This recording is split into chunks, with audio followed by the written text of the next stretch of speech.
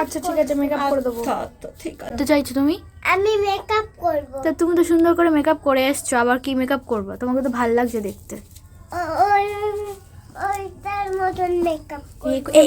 এইটার মতো মেকআপ করবা? কোনটার মতো? দেখি দেখি দেখি দেখি, তাকাও ওপর দিকে তাকাও। ও এই তো এই তো এই তো, এই তো। বাহ কি সুন্দর, এই তো এই তো এই তো, যাও। সুন্দর লাগছে।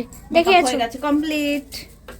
অঘ্রাণ মাসের 1 তারিখে আমার এই ব্রাইডাল মেকআপটা ছিল, তাই ব্রাইডকে রেডি করার জন্য ওদের ভালো ঘর থাকা সত্ত্বেও এই ভাঙাচোরা ঘরটার মধ্যে চলে এলাম, যাতে করে কেউ এসে ডিস্টার্ব না করে। কারণ অনেকেই কিন্তু ঘরের মধ্যে ঢুকে বসে থাকে কিভাবে মেকআপ হচ্ছে সেটা দেখার জন্য, সেটা কিন্তু একদমই অসুবিধা লাগে। আমাদের ফাঁকা ঘর থাকলে সব থেকে ভালো হয়, তাই জন্য এই ঘরটার ভিতরে চলে আসা। কিন্তু তার মধ্যে মজার বিষয় যেটা, একটা বাচ্চা মেয়ে দেখতেই পেলে বারবার ঘরের ভিতরে ঢুকছিল আর শুধু বলছিল ব্রাইডের মতন করে সাজবে। তো সেটা একটু তোমাদেরকে শেয়ার করলাম, আশা করি তোমাদের ভালো লেগেছে।